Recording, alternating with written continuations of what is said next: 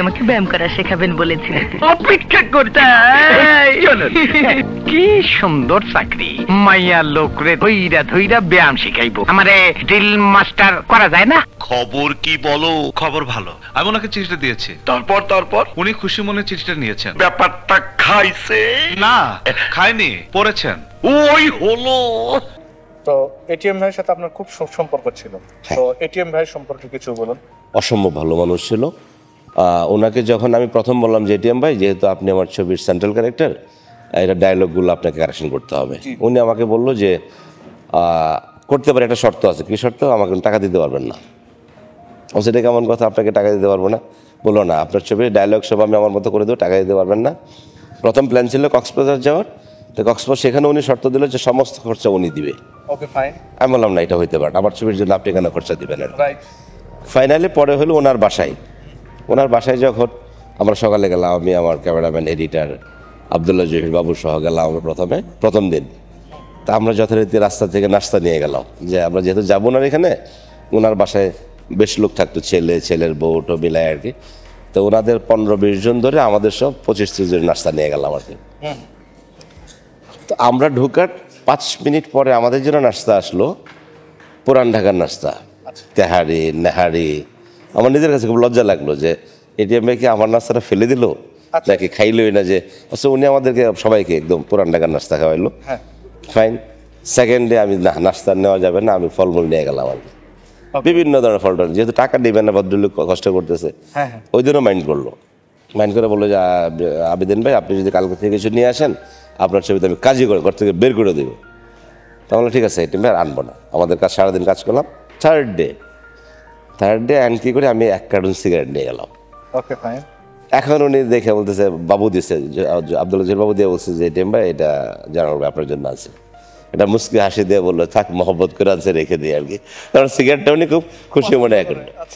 এখন ওনার সামনে আমি সিগারেট খাই না, তো উনি একটু পরপর সিগারেট জ্বালা আমাকে ধরেন খান, হাতে নিয়ে বসে থাকে, আবার রেখা দিই। 1 দিন 2 দিন 2বার 3বার। লাস্ট টাইমে বাইরে দাঁড়ায় বৃষ্টি পড়ছিল, সিগারেট খাচ্ছি, উনি ডাইকে আয়না সিগারেট ধরে আমাকে দিয়ে বললো যে ধরেন, এবার খান, আপনি ডিরেক্টর, আমি আপনার আর্টিস্ট। তারপর থেকে তো যা হয়, খুব মজার মানুষ ছিল, অসম্ভব ভালো মানুষ ছিল। কয়েকটি গুণের কথা বলুন। ভালো মানুষ, মানে ওনার গুণের কোনো শেষ নাই। উনি একটু আধ্যাত্মিক লাইনের লোক ছিল, তরিকতপন্থী ছিল। আমি নিজেও তরিকতপন্থী। উনি এক পীরের মুরিদ, আমি অন্য পীরের মুরিদ। তো আমাদের মধ্যে তরিকা চর্চা হইতো খুব ভালো। যখনই একা হইতাম তখন আমাদের ওই লাইনে কথাবার্তা হতো। মানুষ সামনে আমরা সব, উনি বলতো যে আমি যখন ডিরেক্টর তখন সবাই বলছে আমাকে স্যার বলতে, এখন আপনি আমার ডিরেক্টর, আপনাকে আমি স্যার বলবো। আমি আর ডুবাইয়েন না আমাকে, আপনি আমাকে জয়নাল বলবেন। পরে উনি বলছে ঠিক আছে ভাই, আপনাকে আবেদিন ভাই বলবো। মজার মানুষ ছিল, মজা করতে করতে কাজ করতে আর কি। ভালো মানুষ ছিল, নিঃসন্দেহে ভালো মানুষ ছিল। মানুষের বাইরের রূপটা যে সবকিছু নয়, ভেতরটা যে আসল। আমার কথা শুনে আর চিঠি পড়ে উনি তা বুঝতে পেরেছেন। তো মান্না ভাইয়ের সাথে আপনার ব্যক্তিগতভাবে অনেক ভালো সম্পর্ক ছিল, এবং মান্না ভাইয়ের সাথে আপনি চলচ্চিত্র বানিয়েছেন, তো মান্না ভাই সম্পর্কে কিছু বলুন। মান্না ভাইয়ের সাথে অনেক ভালো সম্পর্ক ছিল, তো অল্প দিনের সম্পর্ক ছিল। আমি যখন ফিল্মে আসলাম তারপর থেকে কিছু, হাত ধরেই, হ্যাঁ, এরপর থেকে তো খুব বেশি দিন আমরা ওনাকে পাই নাই। সো খুব অল্প দিনের একটা ভালো সম্পর্ক ছিল। একটা ফিল্ম উনি করছে আর একটা করবে, সেই যার যোগাযোগের কারণে বেশি ছিল। আমার অফিস ছিল কাছাকাছি, ইস্কাটারে ছিল। হ্যাঁ, যেত, প্রায় যেত ফ্রি থাকলে। এইটা তো আমার অফিসে একদিন ঈদের পর দিন সম্ভবত গেল আর কি। তো আমি বললাম, কী খাবেন? তো উনি বললো যে আমি খেতে পারি যদি আপনার বাসা থেকে পরোটা আসে। কোরবানি ঈদের পর দিচ্ছিল, পরোটা করে বসে। তো বাসায় আমি ফোন দিলাম, ফোন দেওয়ার পর বললো দেখি আমাদের রেহানার মা নামে একজন কাজের মহিলা ছিল আর কি, সিনিয়র। আমার বলল দেখি রেহানার মা ভালো পরোটা বানায়, সে সময় দিবে কিনা। তো রেহানার মাকে যখন বললো যে রেহানার মা তোমার বাইরের অফিসে, আমার অফিস বাসা কাছাকাছি, ওয়াকিং ডিস্টেন্স, কটা পরোটা বানায় দিয়ে আসতে হবে, ওখানে মান্না আসছে। তো রেহানার মা বললো কি যে আমি দিতে পারি যদি মান্নাকে দেখতে দেয় তাইলে। আমার তো হাসি পেলাম, বলে যে ঠিক আছে রেহানার মা, তুমি নিয়ে আসো, আমি মান্নাকে দেখতে দিবা, তো অসুবিধা, তুমি এসে আমাদেরকে খাওয়াই দেবে। ওই মহিলা তারপর আমাদের জন্য বেশ পরোটা, গরুর মাংস বানায় হটপটে করে নিয়ে আসলো। আমি বলে এই যে তোমার নায়ক মান্না, দেখা যাও। মান্না ভাই হলো রেহানার মা, আপনার জন্য পরোটা বানায় নিয়ে এসছে, আমাদের বাসায় কাজ করে আর কি। মান্না ভাই হলো, সে খুব হাসলো। মহিলা বাসায় যায় খুব গল্প করলো যে আমি চিত্রনায়ক মান্নাকে দেখছি ভাইয়ের অফিসে। খুব প্রাউড। মান্না হয়তো কোনো মানুষের নায়ক। হ্যাঁ, তাকে সবাই পছন্দ করে। পৃথিবীর টাকার গোলাম, এই চলচ্চিত্র মান্না ভাইয়েরই করার কথা ছিল। ছিল। প্ল্যানিং করেছিলেন। হ্যাঁ। এমনকি তার মৃত্যুর আগের দিনও আপনার সঙ্গে তার জি, কথা হয়েছিল। জি। কি ধরনের কথা হয়েছিল, কি নিয়ে কথা হয়েছিল? অ্যাকচুয়ালি মান্না ভাই যেদিন মারা গেল, আচ্ছা, মান্না ভাই যেদিন মারা গেল তার আগের দিন আমার মিডিয়া অফিস তখন ইস্কাটনে, ফিল্মের অফিস হলো কাকরাইলে আর কি। অ্যাকচুয়ালি মান্না ভাই আমাকে শিখাইছে যে সকালটা আপনি ইস্কাটন অফিসে সময় দেন, বিকালে ফিল্মের অফিসে বসেন, আপনি কিছু না বুঝলেও অনেক কিছু সেভ হবে, অনেক টাকা যেগুলো মিসইউজ এগুলো কম হবে আর কি। জি, যথারীতি আমি বিকেলবেলা ফিল্মের অফিসে গেছি আর কি। তো উনি ফোন দিয়েছে। আমাদের কাকরাইলে একটা সিস্টেম ছিল যে এক অফিস থেকে আরেক অফিস ইন্টারকমে কথা বলা যেত আর কি, Okay. খরচ হতো না। জি। ওনার অফিস থেকে ইন্টারকম বললো, কই আপনি? আমি বলছি, যেখানে ইন্টারকম করছেন সেখানেই আছি আমি ফিল্মের অফিসে। আচ্ছা, বললো, অনেক ব্যবসা শিখে গেছেন না? আমি বলছি, না, আপনি যা শিখাইছেন এটুকুই তো হাঁটতেছি আর কি আমি। হ্যাঁ, বললো, অফিসে আসেন। আমি আচ্ছা, আসছি অফিসে। আচ্ছা, তো মান্নাবের অফিস ছিল হলো আর একটু এদিকে, 2-3টা বিল্ডিং এদিকে আর কি, রাজবাড়ী হোটেল উল্টা দিকে। আচ্ছা, তো আসার পরে এসে দেখি যে পান্না ভাই হচ্ছে ওনার বড় ভাই। ও পান্না ভাই হলো ওনার ফিল্মের বিজনেসটা দেখতো। উনি টাকা ফেরত দিচ্ছে বিভিন্ন প্রোডাকশনে, কারো 1 লাখ, কারো 50,000। তাই বললো যে পান্না ভাই টাকা ফেরত দিচ্ছেন কেন?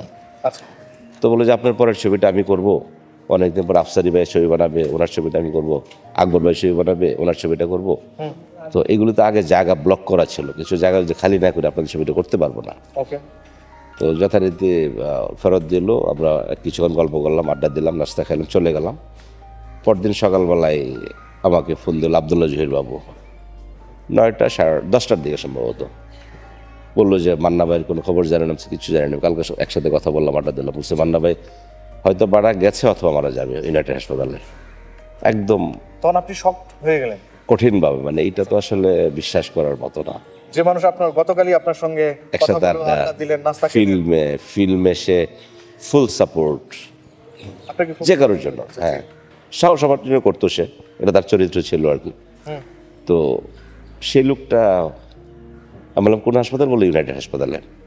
সাথে সাথে মান্না ভাইয়ের আর খুব প্রিয় মানুষ আওলাদ ভাই ছিল, মানব জীবনের সাংবাদিক, আমাদেরও খুব প্রিয় মানুষ ছিল, ফিল্মের সবারই প্রিয় মানুষ ছিল। আওলাদ ভাইকে ফোন দিলাম এই ঘটনা, বললাম আমি অফিসে আসি, রাস্তা পার হলে তো আমার অফিস, আপনি 10 মিনিট থাকেন, আমি যে আসতেছি আপনার অফিসে। একসাথে গেলাম দুইজন। তো ইউনাইটেডে আমাদের এক ডাক্তার বন্ধু ছিল, তার এখানে যোগাযোগ করলাম যে কী ব্যাপার, কী অবস্থা বলেন।